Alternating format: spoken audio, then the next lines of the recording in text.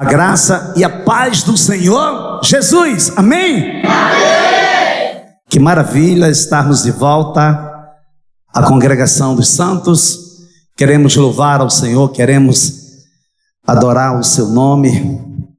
E eu quero dizer assim que eu estou muito mais impactado. Estou muito impactado com a unção que Deus derramou hoje sobre a sua igreja, sobre o louvor. Só temos a agradecer, porque Ele é bom e sempre será bom.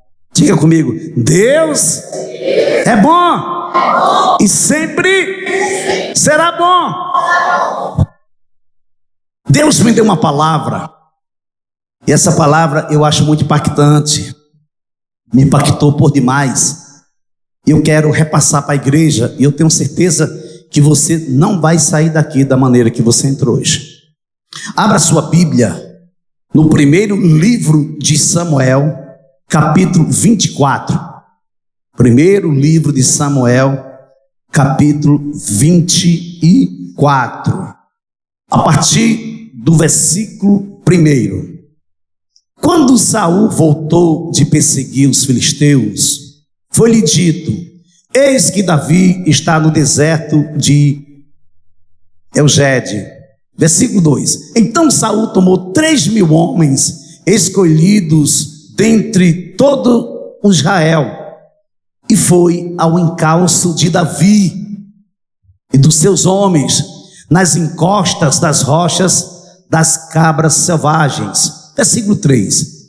Chegou a uns currais de ovelhas no caminho, onde havia uma caverna. Saul entrou nela para fazer as suas necessidades. Ora, Davi e os seus homens estavam sentados no mais interior da caverna. Então eles disseram a Davi: hoje é o dia do qual o Senhor lhe falou. Eis que eu entrego o seu inimigo nas mãos, e você fará com ele o que bem quiser. Então Davi se levantou e, sem ser notado, cortou a ponta do manto de Saul. Versículo 5. Mas depois Davi ficou com dor no coração por ter cortado a ponta do manto de Saul, e disse aos homens: o Senhor Deus me livre de fazer tal coisa ao meu Senhor, isto é, que eu estenda a mão contra ele, pois é o ungido do Senhor. Com estas palavras, Davi conteve os seus homens e não permitiu que se levantassem contra Saul. Então Saul se levantou, saiu da caverna e seguiu o seu caminho. Versículo 8. Depois também Davi se levantou e, saindo da caverna, gritou a Saul dizendo: ó rei, meu senhor! Quando Saul olhou para trás, Davi se inclinou e lhe fez reverência com o rosto em terra. E Davi disse a Saul: porque o Senhor dá atenção às palavras do que dizem que Davi quer fazer-lhe mal? Eis que hoje o meu Senhor pode ver com seus próprios olhos que o Senhor Deus o pôs nas minhas mãos nesta caverna. E alguns disseram que eu deveria matá-lo, mas eu poupei, porque disse: não estenderei a mão contra o meu Senhor, pois é ungido de Deus. Versículo 11. Veja, meu pai, veja aqui na minha mão a ponta do seu manto. Por eu haver cortado a ponta do seu manto sem matá-lo, reconheça e veja que não há em mim nenhum mal, nem rebeldia. Nunca pequei contra o rei, ainda que ele esteja à caça da minha vida para tirá-la de mim. Que o Senhor Deus julgue entre nós dois e me vingue do rei. Porém, não estenderei a mão contra o rei. Versículo 13. Como o provérbio dos antigos diz: dos perversos precede a perversidade, mas eu não estenderei a mão contra o Senhor, meu rei. Curve sua cabeça, vamos orar. Querido Deus, amado Pai, Tu que és bispo e pastor de nossas almas, em o nome de Jesus, nos aquietamos agora diante de Ti, Senhor. Fala conosco, fala com a Tua igreja, porque a Tua igreja quer Te ouvir, em nome de Jesus. Amém. Eu estou intitulando essa mensagem de princípios e justificativas. É isso mesmo. Princípios e justificativas. Fica comigo. Princípios e justificativas. Durante os anos em que esteve no deserto e nos quais Deus tratava com Davi, um senso, um pensamento do sagrado se desenvolve na vida de Davi. Enquanto Davi esteve no deserto, enquanto Deus esteve tratando com a vida de Davi, em algumas áreas da sua vida que precisava ser tratado, se desenvolveu um senso de responsabilidade, um pensamento novo no coração de Davi. Um pensamento do sagrado se desenvolveu em sua vida. Enquanto viveu naquela região seca e dura, Davi se tornou consciente da santidade de Deus. Você já pensou? Ele já tinha sido ungido rei, só que ninguém sabia. Mas mesmo sendo ungido rei, Davi estava sendo perseguido pelo rei que estava no reinado, que foi o primeiro rei da era monarca, o Saul. E ele estava perseguindo ele para matá-lo. E Davi estava fugindo, percorrendo o deserto. Mas durante esse tempo de peregrinação, durante esse tempo que ele está fugindo, se desenvolve algo muito profundo em seu coração, na direção de Deus. Ele descobre que em tudo que Deus faz na vida do homem é santidade. Desenvolve o homem para uma vida plena, desenvolve o homem para a liberdade, desenvolve o homem para o que é bom, para o que é agradável e para o que é perfeito. É a sua vontade, é a vontade de Deus para a sua vida. Então Davi tem essa consciência da santidade, da beleza, da esperança em todas as coisas. Tudo que acontece na vida de Davi, ele olha para o Senhor com a perspectiva que Ele é santo, e quando ele declara que o Senhor é o meu pastor. Obrigado, pastora. O Senhor é o meu pastor e em nada me faltará. Em nada, amado, Ele não faltará. Mesmo que você ande pelo vale da sombra da morte, Ele estará com você. Ele estará o tempo todo com você. Eu acho interessante que Jesus complementa a fala de Davi. Olha como o Espírito Santo é tremendo. Jesus complementa a fala de Davi. Eis que eu estarei convosco todos os dias, até a consumação dos séculos. Então você não está só. Você não está só. Essa batalha, essa luta não está perdida. O general de guerra que nunca perdeu uma batalha é o teu Deus, é o teu Senhor. Aleluia. Você pode dar um brado de vitória. Você pode glorificar a Ele. A narrativa ecoa a santidade por todos os lados, na solidão, no silêncio, no vazio do deserto, sem sofrer nenhuma distração ao que falava e fazia. Davi conseguiu contemplar a glória de Deus. Meu Deus, que eu fiquei impactado. Eu fiquei impactado porque é o seguinte, muitas vezes na igreja contemporânea do século 21, nós olhamos para um contexto que o homem e que a mulher, que o crente está glorificando a Deus, está, aleluia, glória a Deus, louvado seja o nome do Senhor, quando tudo está bem. Quando as coisas começam a dar erradas, a pessoa começa a dar de cabeça baixa, a pessoa começa ora por mim, por favor, ore por mim. Não há nada, não existe nada contra nós orarmos uns pelos outros, pelo contrário, nós temos que orar mesmo, mas você precisa orar por você. Você tem que ser o primeiro veículo que ora na sua direção. Davi não.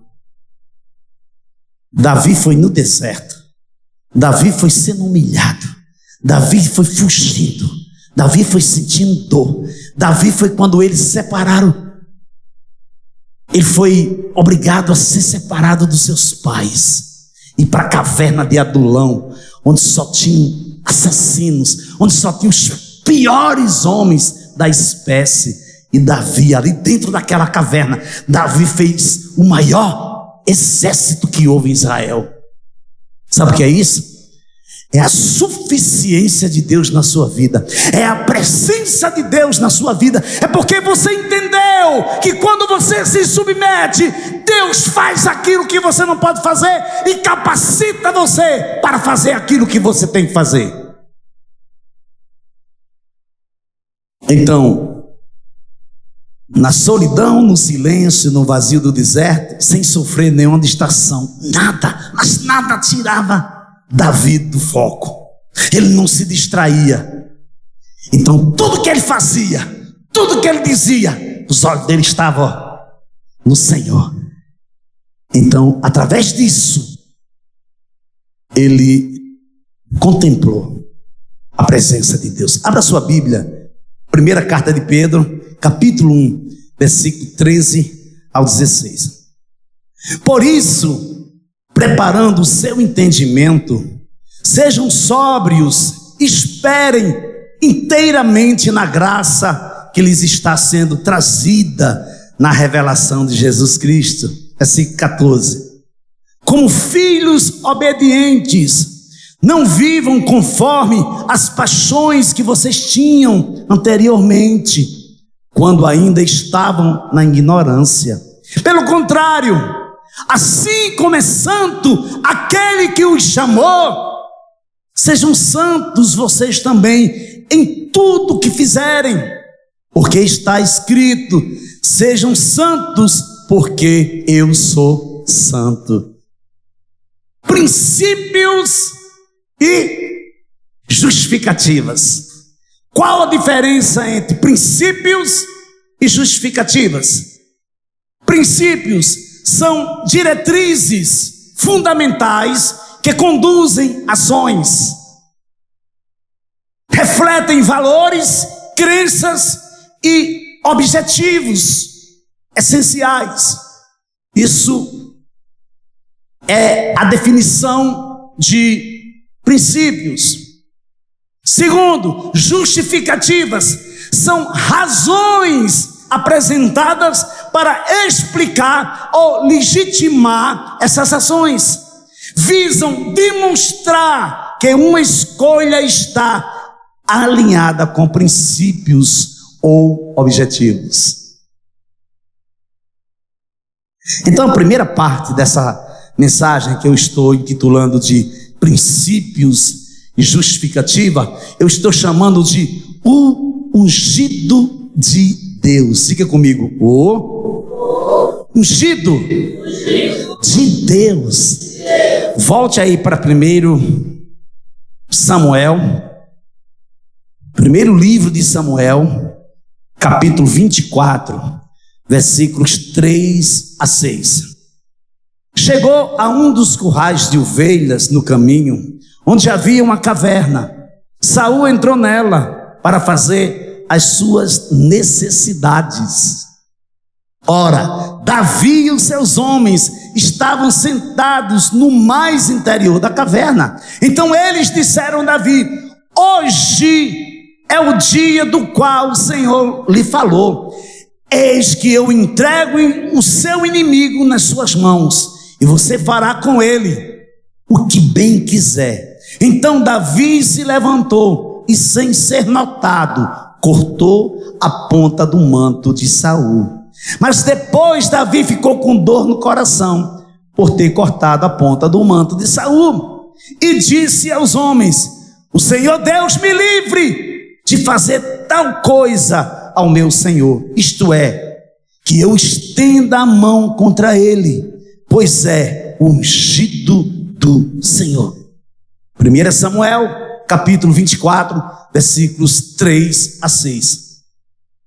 Saul foi o primeiro rei estabelecido na era monarca, ou seja, na monarquia, né? O povo pediu um rei a Deus, porque estavam cansados de serem diferentes de outras nações. Você já pensou? O povo pede um rei para Deus, porque eles estavam cansados de não serem iguais às outras nações. Isso é muito sério. Isso é muito sério, porque isso me remete ao Salmo 73, quando o salmista Asaf diz que os meus pés, quais se resvalaram, quais se desviaram, porque eu invejei a prosperidade dos ímpios. O que era que Asaf estava dizendo, e o que é que estava acontecendo com o coração de Asaf? Ele queria ser igual aos ímpios, ele queria ser igual a um modelo que estava estabelecido no mundo decaído. Somente quando ele adentra a casa do Senhor, ele cai em si, ele percebe que estava embrutecido. Aí ele volta, ele entende qual é, de fato, o destino dele nas mãos de Deus e o destino dos ímpios. Ele retorna à comunhão com Deus. Então veja bem, eles disseram: veja, você está ficando velho, e os seus filhos não andam pelos seus caminhos, por isso queremos agora que você nos constitua um rei, para que nos governe, como acontece em todas as nações. Está vendo aí, ó? Mas Samuel não gostou dessa palavra. Mas Samuel não gostou desta palavra. Quando disseram: dê-nos um rei para que nos governe. Então Samuel orou ao Senhor, e o Senhor disse a Samuel: presta atenção, igreja, olha para cá. Atenda a voz do povo em tudo que lhe pedem, porque não foi a você que rejeitaram, mas a mim, para que eu não reine sobre eles. Meu Deus,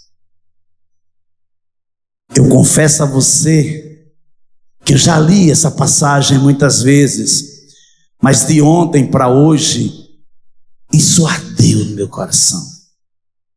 Eu vou dizer daqui a pouco, você vai entender por quê.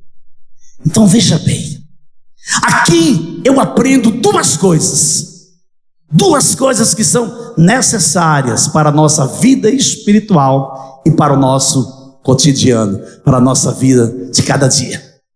Quais são, pastor? Quais são? Primeiro, que nem sempre os nossos filhos irão seguir o nosso caminho. Nem sempre os nossos filhos irão seguir os nossos passos. Com isso, eu não estou dizendo que não tem mais jeito para o seu filho, que não tem mais jeito para o meu filho. Não estou dizendo isso não. Eu estou dizendo que é a partir de então, de eu ter esse conhecimento, eu aumentar a intercessão, eu ir com mais ousadia, com mais intrepidez, eu orar com mais definição e não desistir dos nossos filhos, porque os nossos filhos são herança de Deus para as nossas vidas.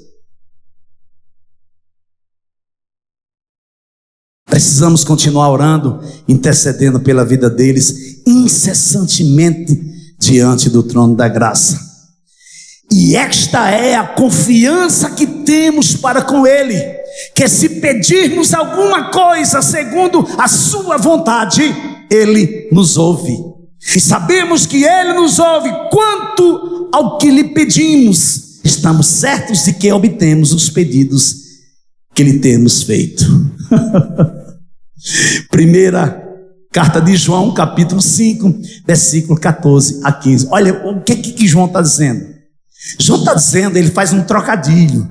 Ele está dizendo que se eu estou em Deus e as palavras dele estão em mim, eu posso pedir o que quiser. Por quê? Se a palavra dele está em mim, claro que eu só vou pedir se estiver inserido dentro da sua vontade soberana e absoluta.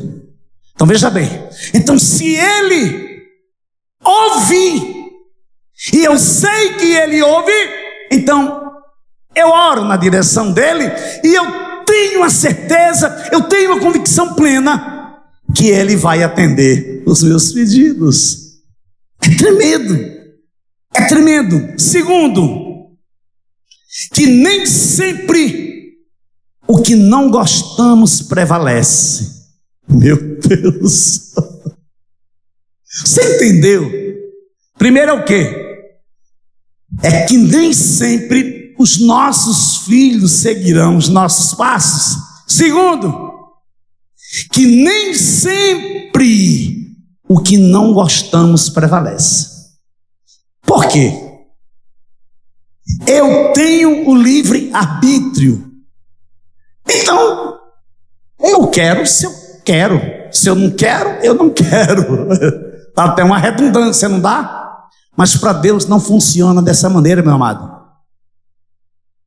Mesmo não agradando a você, e se Deus não permitir, dentro da vontade permissiva dele, você vai ter que se conformar com o que você não gosta, e você vai ter que viver o que você não gosta.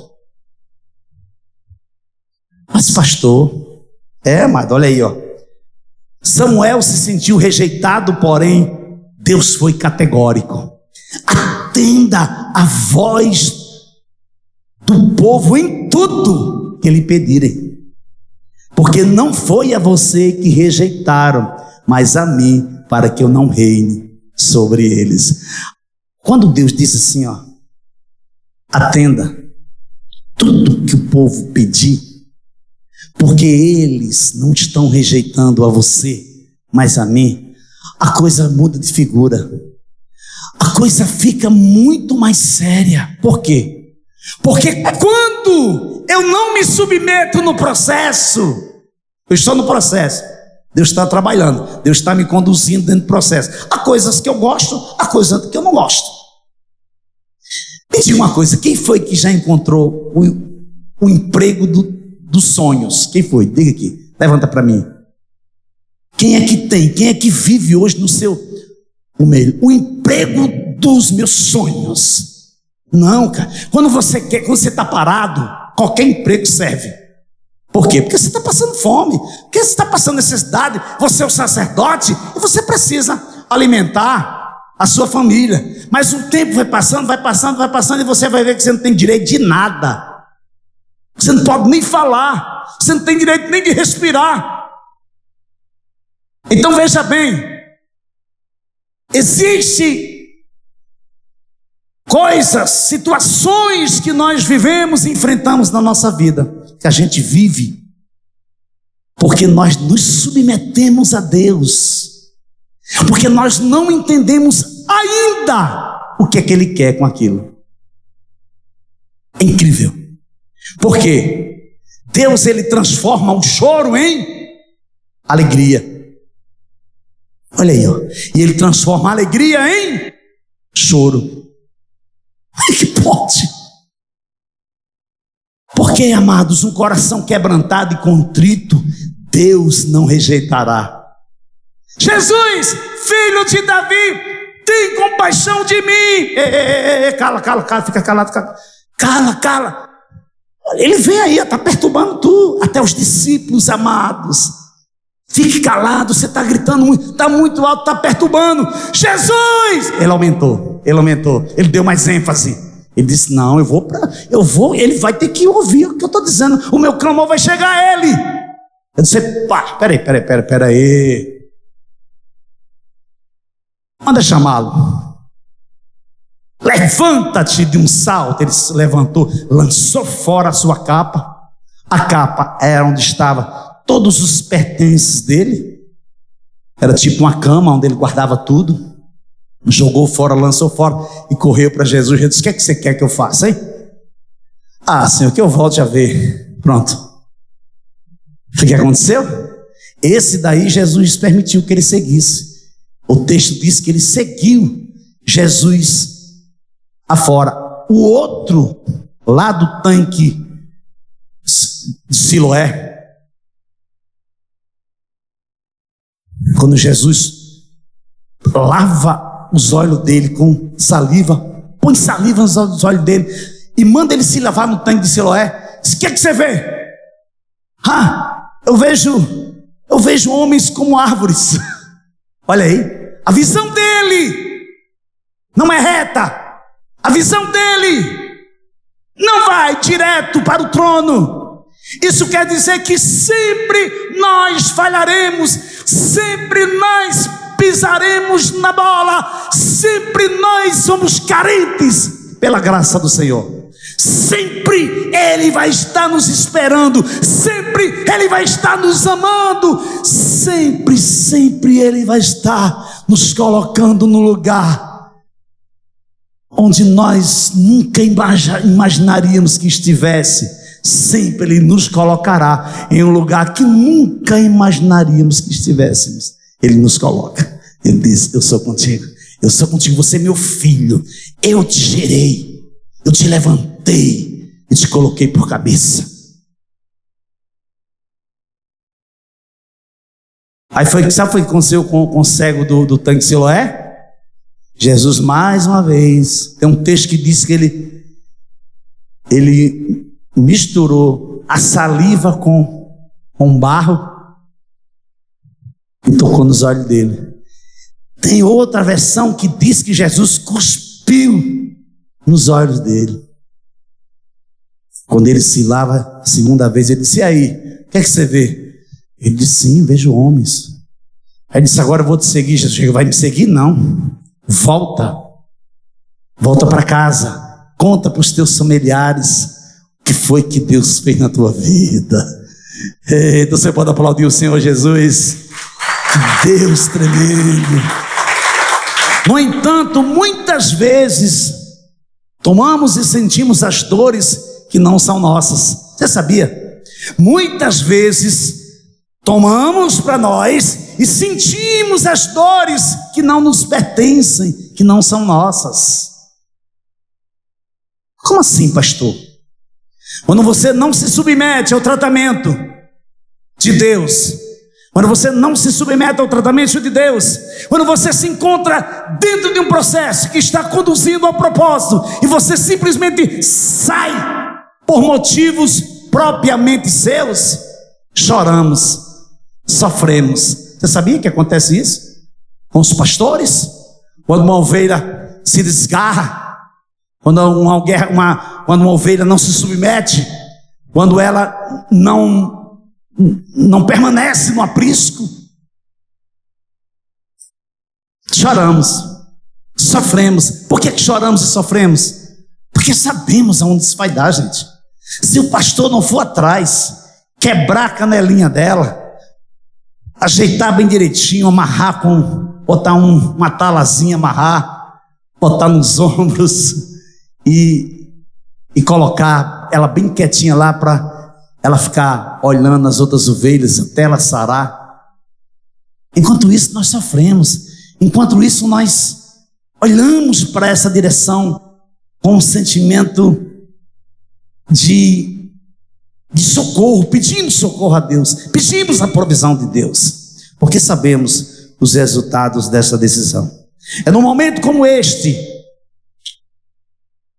que Deus fala: não é a você que eles estão rejeitando, mas a mim, para que eu não reine sobre eles. Em relação ao pedido e à escolha do povo de Israel, eles usaram princípios ou justificativas? Eles usaram justificativas, amados. Com certeza, eles já tinham isso em mente, eles já tinham isso no coração. Preste atenção que eu vou dizer para você. Quando você fizer uma escolha, essa escolha não nasceu hoje.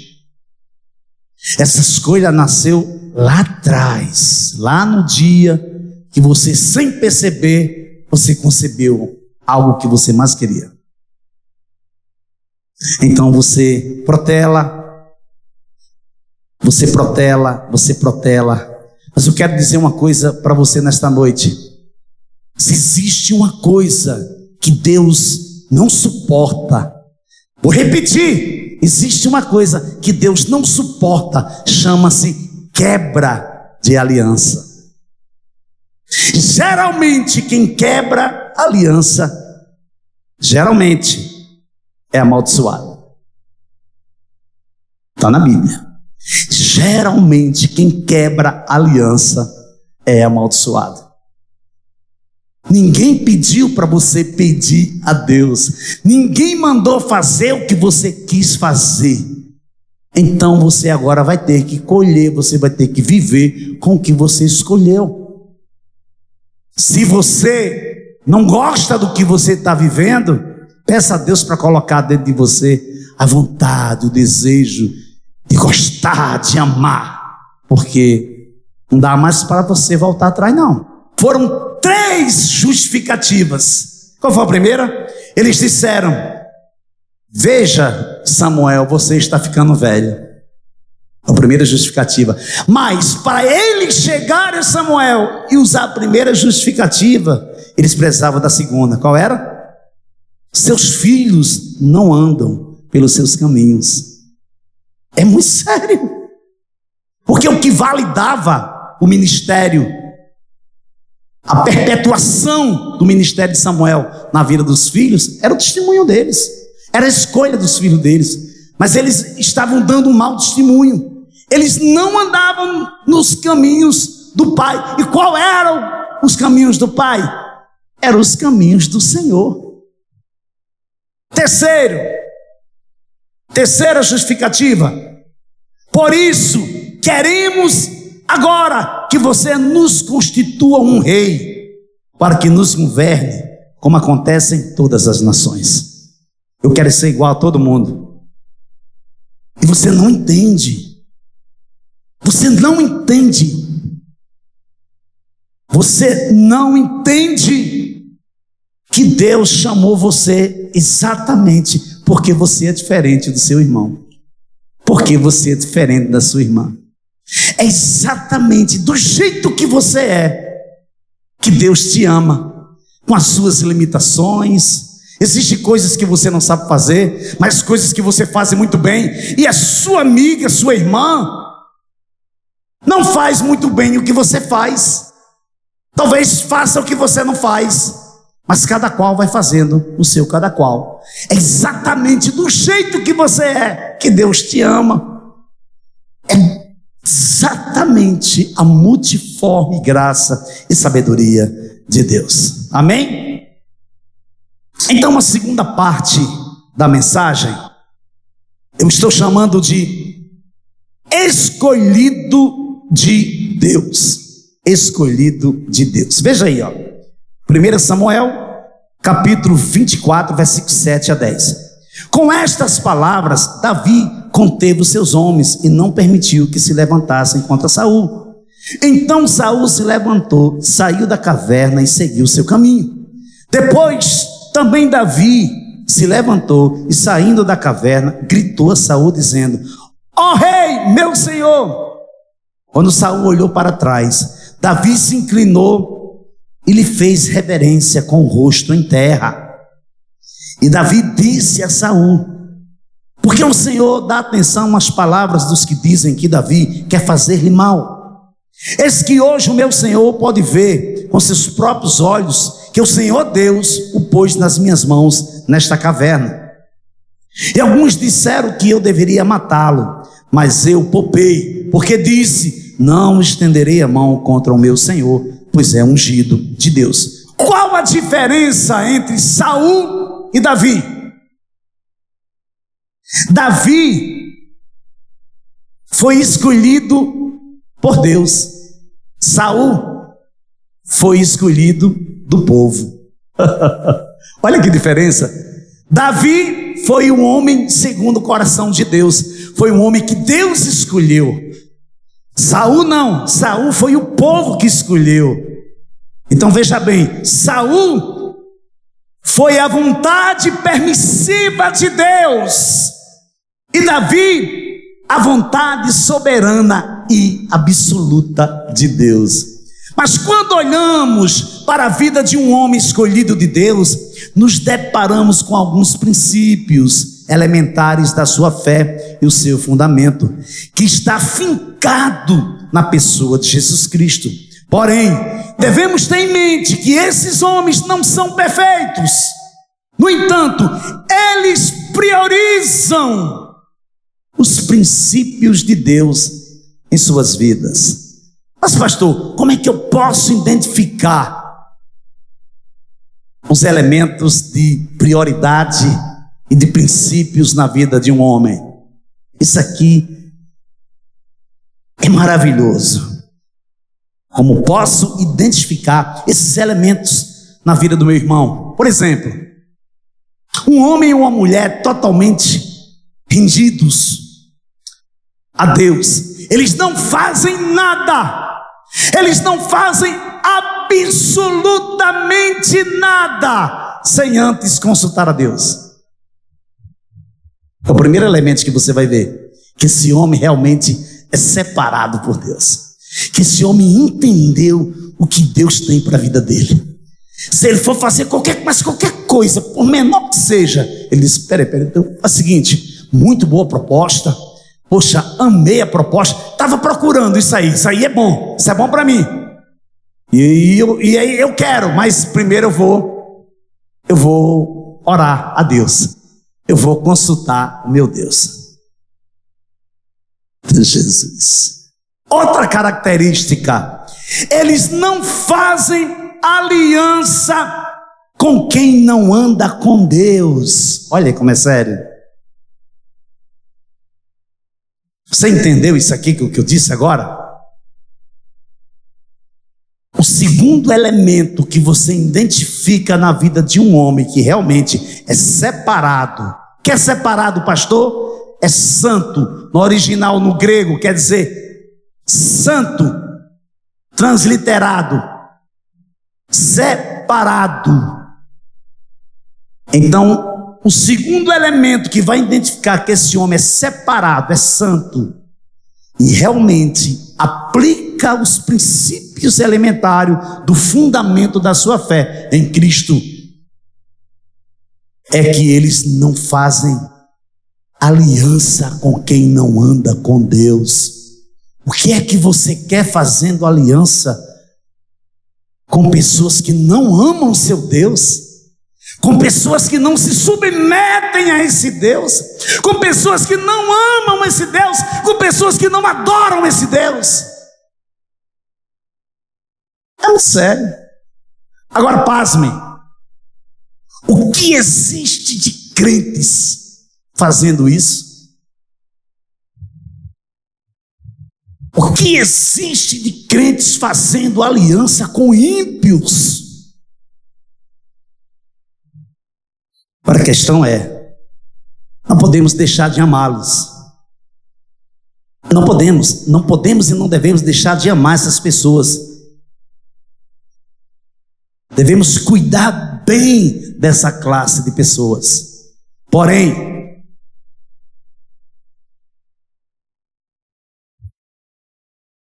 eles reconhecem na sua vida os princípios de Deus. Você sabia?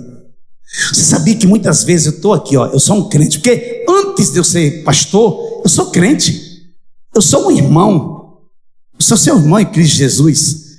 Eu estou pastor, eu estou no exercício do pastoreio, é diferente. Mas se eu não for crente, eu não sou pastor. Entenda uma coisa, se eu estou com você aqui e as minhas práticas, você vê eu fazendo alianças com pessoas que não condizem com que a minha regra de fé e conduta ensina, elas estão precisando beber da água, elas estão precisando comer do pão, elas estão precisando se alimentar, elas estão gritando, existem pessoas que estão a ponto de se suicidar, e elas estão gritando porque elas estão querendo ver Cristo na sua vida, ela não vê. Aí sabe o que elas dizem? Tem mais jeito não, tem mais jeito para mim não. Tem muitas delas que pegam, pá, meta a bala na cabeça, senão pendura-se, se suicida, gente. Por quê? Porque eu não estou sendo uma carta viva, escrita com sangue, que é a carta de Cristo. Você, eu, nós somos a carta de Cristo. Agora veja bem, o amor que eu falo não é um amor que não é santo, um amor que não é justo, e um amor que não condiz com princípios, que não condiz, um amor que não condiz com princípios elementares da fé. Não, de maneira alguma. De maneira alguma. Olha como é sério, ó. Gente infiel, vocês não sabem que a amizade do mundo é inimizade contra Deus? Aquele, pois, que quiser ser amigo do mundo, se torna inimigo de Deus. Ou vocês pensam que em vão que a Escritura diz? É com ciúme que por nós anseia o Espírito, que Ele fez habitar em nós, mas Ele nos dá cada vez mais graça. Por isso diz: Deus resiste aos soberbos, mas dá graça aos humildes. Tiago capítulo 4, versículo 4. A questão é: encontramos justificativas em tudo. Estamos indo para o trabalho, saímos atrasados, chegamos 15 minutos atrasados no trabalho. Qual é a justificativa clássica? Pneu furou, o trânsito está um caos, não consegui acordar, meu despertador não acordou. Sempre eu tenho uma justificativa. Sempre eu tenho uma justificativa. Eu conheci um pastor, fiquei muito feliz porque ele testemunhou de púlpito e para mim foi uma lição. Ele disse que todas as vezes, toda semana ele era chamado a atenção. O líder dele chegava primeiro na emissora de televisão. E ele era o diretor comercial. Então, Sem ele esperar, quando ele chegava, o líder dele estava lá no escritório dele, sentado. Sou meu amado, poxa, eu não sabia que você vinha, mas olha, me perdoe, porque hoje eu fui deixar a minha sogra. Você conhece a minha sogra, não é? Filho dela, ela passou mal, fui deixá-la no hospital. Aí depois meu filho passou mal, eu tive que deixar. Aí, sabe, muitas justificativas. Certo dia ele disse que desceu do carro, quando ele vai andando no estacionamento, ele percebe que o carro do líder dele estava no estacionamento, que o líder dele se encontrava na emissora. Quando ele entra, o líder dele, olha, bom dia, ele disse, bom dia, meu amado, olha, deixa eu dizer uma coisa para você, chega, para de justificativas, eu cheguei atrasado porque eu chego todo dia atrasado nessa emissora aqui, eu queria te pedir perdão, e queria que você orasse por mim, para me vencer essa maldição na minha vida. Eu não quero mais viver essa vida. E começou a chorar. E o líder dele se levantou, pegou ele, abraçou, sentou com ele e começou a orar por ele. Senhor, perdoa fulano, porque ele reconhece o seu erro, ele reconhece que realmente ele não está te honrando. Amado, quando você desonra o seu patrão, quando você desonra a sua mulher, quando você desonra o seu filho, quando você desonra o seu marido, você está desonrando a Deus. Precisamos seguir na direção da honra, precisamos aprender e nos embebedarmos com a honra. Estamos estudando juntamente com a diretoria dessa igreja sobre o que é honra. Estamos impactados. Então pare com justificativas. Use os princípios de Deus. Se você não consegue, diga: eu não consegui. Mas para de uma vez por todas. Deus trouxe você nesta noite aqui para dizer que está chegando o final. Você precisa fazer uma escolha: ou você usa princípios ou justificativas, porque vai haver um momento que você não vai poder mais usar suas justificativas. O tempo está chegando ao fim. O tempo está chegando ao fim. Quando quebramos princípios, o que é que acontece? Somos quebrados por eles. Pode ter certeza. Se você quebrar um princípio, você é quebrado por ele. O que é isso? Lei da semeadura. Não escapa. Você não vai escapar jamais. Mesmo Davi pecando com Betseba, porque olha, Saul era o quê? Era um ungido de Deus. Davi era o quê? Era um escolhido de Deus. Quando Saul persegue Davi, Davi já era rei, amados. Talvez você já seja o que Deus chamou você para ser. Talvez você esteja já quase pronto. Talvez Deus já preparou você no plano espiritual. Falta apenas você se render. Falta apenas você dizer assim: eu quero isso para a minha vida. Mas entenda uma coisa: não é história de placa de igreja, não é história de pastor, não é história de carochinha. É a palavra de Deus que liberta, que restaura, que salva. Então, quando você parar com as suas justificativas e aceitar os princípios: eu errei. Deus sabe o seguinte: ó Deus, eu não tenho vergonha não, amados. Não tenho vergonha de me ajoelhar e dizer: Senhor, pisei na bola. Senhor, preciso da tua ajuda. Senhor, não estou rompendo nessa área aqui. Vem comigo, Senhor, vem, me ajuda. me ajuda, me ajuda. Sabe por quê? Porque se eu vou esconder de Deus, se eu subir aos mais altos céus, lá Ele estará. Se eu descer ao mais profundo abismo, lá Ele estará também, para me suster com sua destra fiel. Então não há lugar que você possa se esconder de Deus, nem eu possa se esconder de Deus. Sonda-me, Senhor, sonda-me o meu coração, vê se há em mim algum caminho mau. Sonda o meu coração, Senhor, vê se há algum caminho mau. Antes que Ele sonde, eu já estou dizendo: Senhor, estou aqui, ó, eu estou pecando nisso. São 24 anos assim. São 24 anos dizendo: Senhor, não desiste de mim.